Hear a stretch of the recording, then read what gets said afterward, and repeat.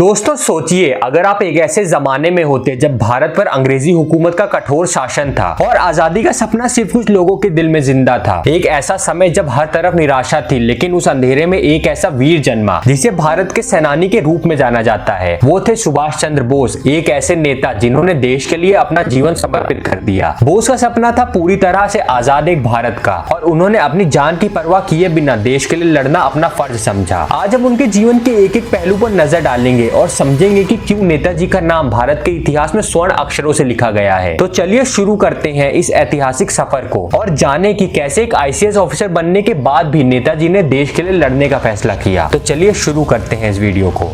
नेताजी सुभाष, जिन्होंने हमें स्वाधीन और संप्रभु भारत का विश्वास दिलाया। अब हिंदुस्तान दिल से, हृदय से स्वराज्य चाहता। सुभाष चंद्र बोस यानी गुलाम भारत की एक ऐसी शख्सियत जिन्होंने न सिर्फ देश के अंदर बल्कि देश के बाहर भी आजादी की लड़ाई लड़ी।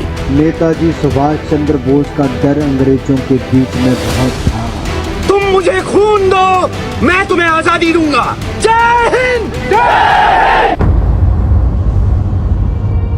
सुभाष चंद्र बोस का जन्म 23 जनवरी 1897 को कटक उड़ीसा के एक समृद्ध बंगाली परिवार में हुआ था। उनके पिता जानकीनाथ बोस एक बहुत ही सफल वकील थे और उनकी मां प्रभावती देवी घर की धार्मिक महिला थी। बोस अपने बचपन से ही काफी ज्यादा समझदार थे, जिनका देश के प्रति बहुत ही गहरा समर्पण था। वो देश को आजाद देखना चाहते थे बचपन से ही। उन्होंने अपनी शुरुआती पढ़ाई रेवेनशॉ कॉलेजिएट स्कूल कटक से की और आगे की पढ़ाई उन्होंने प्रेसिडेंसी कॉलेज कोलकाता से की। उस दौरान एक घटना घटी जो उनके जीवन में एक बड़े मोड़ की तरह थी। 1916 में जब सुभाष चंद्र बोस की उम्र सिर्फ 19 साल की थी, उन्होंने प्रेसिडेंसी कॉलेज में ब्रिटिश प्रोफेसर ईएफ ऑटन के खिलाफ एक विरोध प्रदर्शन किया, जो भारत के प्रति बहुत ही अपमानजनक बातें कर रहे थे और सभी भारतीयों को बहुत ही बुरी तरह उनके खिलाफ बोल रहे थे। इस विरोध के चलते उन्हें कॉलेज से निकाल दिया गया। ये घटना बोस के जीवन में एक महत्वपूर्ण मोड़ थी, जहां उनका देशभक्ति का जज्बा और भी प्रबल हो गया। वो एक बात समझ चुके थे कि हम कभी भी अंग्रेजों के साथ अपने देश में नहीं रह सकते। हमें अपने देश का कंट्रोल खुद के हाथ में चाहिए और इसीलिए हमें अंग्रेजों को देश से बाहर निकालना पड़ेगा। बोस की शिक्षा के प्रति प्रतिबद्धता इतनी थी कि उन्होंने आगे जाकर अपने अध्ययन को रोका नहीं, बल्कि उन्होंने अपनी पढ़ाई को और आगे लेके गए, जहां वो इंग्लैंड चले गए। 1919 में उन्होंने कैम्ब्रिज यूनिवर्सिटी से भारतीय सिविल सर्विसेज यानी कि आईसीएस के लिए एग्जाम दिया और सफलता भी पाई। उस समय एक भारतीय के लिए आईसीएस की परीक्षा को पार करना अपने आप में लगभग नामुमकिन माना जाता था, पर इतनी कठिनाइयों के बाद भी उन्होंने आईसीएस के एग्जाम को निकाला और एक आईसीएस ऑफिसर बने। लेकिन एक बार वो आईसीएस ऑफिसर बन गए तो उन्होंने गहराई से देखा कि अंग्रेज भारत के साथ क्या कर रहे हैं, और उन्होंने एक बात समझी कि आईसीएस को ज्वाइन करना अपने देश के प्रति जो उनका फर्ज है उसके खिलाफ होगा। 1921 में उन्होंने आईसीएस की सुविधाओं को ठुकरा दिया और भारत लौट आए। ये फैसला उनका एक महत्वपूर्ण कदम था, जो दिखाता है कि उनके लिए देश से बढ़कर और कुछ नहीं था। भारत लौटने के बाद सुभाष चंद्र बोस का संपर्क महात्मा गांधी और कांग्रेस के अन्य नेताओं से हुआ। महात्मा गांधी के अहिंसा और सत्याग्रह के सिद्धांतों से सुभाष चंद्र बोस कुछ हद तक सहमत थे, लेकिन उनका मानना था कि सिर्फ अहिंसा से आजादी प्राप्त नहीं की जा सकती। गांधी जी का सत्याग्रह का रास्ता बहुत लंबा था, जबकि बोस का मानना था कि ब्रिटिश सरकार को बल प्रदर्शन से ही हटाया जा सकता है। 1930 के दौरान बोस कांग्रेस के एक बहुत ही प्रमुख नेता बन गए थे। 1938 में वो इंडियन नेशनल कांग्रेस के अध्यक्ष भी बने, लेकिन उनके और गांधी के विचारों में बहुत ही ज्यादा अंतर था। उन्होंने कांग्रेस के अंदर एक प्रगतिशील दृष्टि को बढ़ावा दिया, जो उनके और महात्मा गांधी के बीच टकराव का एक बहुत ही बड़ा कारण भी बना और दोनों के बीच में बहुत भेद भी हो गया था। कांग्रेस के अंदर अधिकतर नेताओं ने गांधी के अहिंसा के रास्ते पर चलने का फैसला किया, जबकि बोस का मानना था कि अगर हम आजादी चाहते हैं तो हमें ब्रिटिश शक्ति के खिलाफ एक मिलिट्री पावर का इस्तेमाल करना होगा और उन्हें दिखाना होगा कि हम अपनी ताकत से भी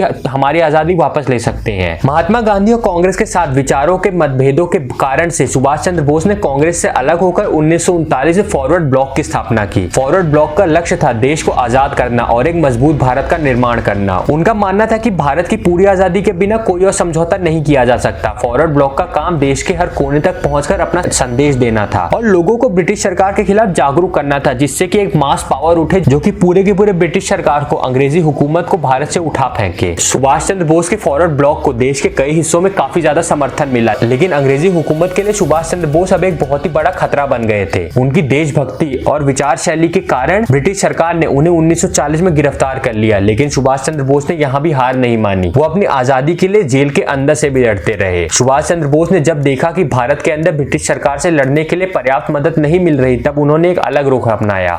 1941 में उन्होंने अपनी नजरबंदी से बचकर पहले काबुल और फिर जर्मनी का सफर किया। जर्मनी पहुंचकर उन्होंने एडोल्फ हिटलर से मुलाकात की। उनका मकसद था हिटलर के साथ मिलकर ब्रिटिश सरकार के खिलाफ भारत की आजादी के लिए मदद लेना। जर्मनी में सुभाष चंद्र बोस ने भारत के स्वतंत्रता सेनानियों के लिए एक सेना बनानी शुरू की, लेकिन जल्दी ही उन्हें समझ आ गया कि हिटलर की नीतियां उनके देशभक्ति के सिद्धांतों के खिलाफ है और उसके साथ उनकी विचारधारा नहीं मिलती। नाजी जर्मनी की विचारधारा रेसिस्ट और वामपंथी थी, जबकि सुभाष चंद्र बोस किसी को भी अलग नहीं देखते थे। उनके लिए हर एक भारतीय एक समान था और उनका मकसद था सिर्फ अंग्रेजों को भारत से भगाने का। तो वहीं हिटलर के हिसाब से किसी भी समाज को आगे बढ़ने के लिए उसकी सबसे निचली जातियों को मार देना चाहिए। और जो काम जर्मनी में यहूदियों के साथ हो रहा था उसे देखकर नेताजी एक बात समझ चुके थे कि हिटलर जैसे आदमी से मदद लेना बहुत ही खतरनाक है और आने वाले समय में बहुत ही गलत साबित हो सकता है। लेकिन एक बात साफ थी, नेताजी सुभाष चंद्र बोस कभी भी अपने मकसद से पीछे नहीं हटे। जर्मनी के बाद उन्होंने जापान का रुख किया, जहां उनका एक नया सफर शुरू हुआ। जापान में सुभाष चंद्र बोस ने 1942 में आजाद हिंद फौज यानी कि इंडियन नेशनल आर्मी या फिर INA का गठन किया। आजाद हिंद फौज का एक ही मकसद था, जो था भारत को आजादी दिलाना। बोस का नेतृत्व इतना प्रभावशाली था कि देश के कई वीरों और वीरांगना, चाहे वो मर्द हो या फिर औरतें, उन्होंने उनकी सेना में शामिल हो गए। INA के प्रमुख कार्यालय के तौर पर बोस ने सिंगापुर को चुना। इंडियन नेशनल आर्मी ने जापान के साथ मिलकर ब्रिटिश के खिलाफ कई कैंपेन्स में भाग लिया। बोस का नारा था, तुम मुझे खून दो, मैं तुम्हें आजादी दूंगा, और लोगों में एक नई उमंग का जन्म हुआ। आजाद हिंद फौज ने बर्मा, मणिपुर और कोहिमा में ब्रिटिश सरकार के खिलाफ जंग लड़ी। हालांकि वर्ल्ड वॉर 2 के दौरान जापान की हार के बाद INA को थोड़ा पीछे जरूर हटना पड़ा, लेकिन बोस ने यह सपना कभी नहीं छोड़ा कि भारत एक दिन पूरी तरह से आजाद होगा। आजाद हिंद फौज का भारत के आजादी के आंदोलन पर बहुत ही गहरा प्रभाव था। बोस ने भारतीय सेना में एक नए जज्बे को जगाया, जहां खुद ब्रिटिश सरकार में मौजूद भारतीय सोल्जर्स के अंदर एक अपनी खुद की देशभक्ति जागी। वो खुद अपने आप में देश का आजादी चाहते थे। तभी 1946 के दौरान पूरे के पूरे भारतीय नेवी और भारतीय सेना में एक तरह की दोबारा म्यूटनी शुरू हुई, जो कि हमें आखिरी बार 1857 के विद्रोह के आसपास देखने को मिली थी। उन्होंने ब्रिटिश राज के खिलाफ भारतीय फौजियों के मन में आजादी का जुनून भरा, लेकिन INA को ब्रिटिश सरकार के साथ डायरेक्ट जंग में हार का सामना जरूर करना पड़ा, लेकिन इनडायरेक्टली 1946 और 47 में आगे जाकर भारत की आजादी का मेन कारण सुभाष चंद्र बोस की यही सोच थी, जो ब्रिटिश आर्मी में मौजूद भारतीय सैनिकों के अंदर एक जुनून भर रही थी कि हम अपने देश को आजाद देखना चाहते हैं। लेकिन सुभाष चंद्र बोस के जीवन का सबसे बड़ा रहस्य उनकी मौत के चलते बना। ऐसा कहा जाता है कि 18 अगस्त 1945 को ताइवान में एक हवाई दुर्घटना में बोस का देहांत हो गया, लेकिन उनकी मौत पर हमेशा सवाल उठते रहे हैं। कई लोगों का मानना है कि बोस ने अपनी मौत का नाटक किया था और वो कहीं छुप कर रहे थे। उनकी मौत के बाद कई थ्योरी सामने आई, लेकिन आज तक इस रहस्य का कोई स्पष्ट उत्तर नहीं मिला कि क्या उनकी मौत 1945 में हुई थी या वो उसके बाद भी और जिए थे। लेकिन दोस्तों एक बात तो तय है कि जब भी हम भारत की आजादी की बात करते हैं तो हम सबसे पहले महात्मा गांधी या फिर जवाहरलाल नेहरू का नाम लेते हैं, लेकिन सही मायनों में अगर भारत की आजादी की बात आनी चाहिए तो दो नेताओं का नाम हम जरूर लेना चाहिए। एक है सरदार वल्लभ भाई पटेल, जिन्होंने आजादी के बाद देश को एक किया और देश की आजादी में सबसे बड़ा रोल निभाया था सुभाष चंद्र बोस ने। हो सकता है सुभाष चंद्र बोस ना होते तो क्या पता अंग्रेज उस समय की म्यूटनी के बाद छोड़ के जाते ही ना, लेकिन जब उन्होंने देखा कि 1946-47 में इतनी ज्यादा दोबारा विद्रोह हो सकता है सैनिकों का, तो उनके पास इतनी ताकत नहीं थी कि वो इस विद्रोह को संभाल सके। इसी वजह से उन्होंने जल्दी में 1947 में 15 अगस्त को भारत को आजाद करने का फैसला लिया। और दोस्तों उससे पता चलता है कि सुभाष चंद्र बोस की सोच अपने आप में कितनी ज्यादा मजबूत थी और उन्होंने जिस तरह अंग्रेजी हुकूमत को सिर्फ अपने दम पर सिर्फ 50 साल की उम्र में देश से उखाड़ के फेंक दिया, वो चीज देखने लायक है। और दोस्तों सुभाष चंद्र बोस की विरासत भारत के इतिहास में अमर है। उनका देशभक्ति और आजादी के प्रति समर्पण हर भारतीय के लिए एक प्रेरणा का स्रोत बना रहा। भारत की आजादी के बाद भी बोस का सपना एक मजबूत और समर्थ भारत बनाने का था। आज भी उनके नारे, उनके विचार और उनके सपने भारत के कोने कोने में लोगों के दिलों में जीवित है। सुभाष चंद्र बोस एक ऐसे नेता थे जिन्होंने अपनी जान देश के लिए न्यौछावर कर दी। आज भारत की स्वतंत्रता के साथ उनका नाम सदियों तक याद रखा जाएगा और नेताजी सुभाष चंद्र बोस का नाम एक महान क्रांतिकारी नेता के रूप में हमेशा याद रखा जाएगा, जिन्होंने हमेशा कहा कि तुम मुझे खून दो, मैं तुम्हें आजादी दूंगा। तो दोस्तों यही थी कहानी नेताजी सुभाष चंद्र बोस की। आप इनके बारे में क्या सोचते हैं और आपको क्या लगता है कि ये जिंदा थे या फिर 1945 में ही इनकी मौत हो गई थी? मुझे कमेंट करके जरूर बताइएगा। और अगर आपको वीडियो पसंद आई हो तो वीडियो को लाइक और शेयर जरूर कीजिएगा, ताकि हर भारतवासी को सुभाष चंद्र बोस के बारे में पता चल सके। दोस्तों ऐसी और वीडियोस देखने के लिए चैनल सब्सक्राइब कीजिए और मिलते हैं ऐसी किसी और भी वीडियो में। तब तक के लिए जय हिंद,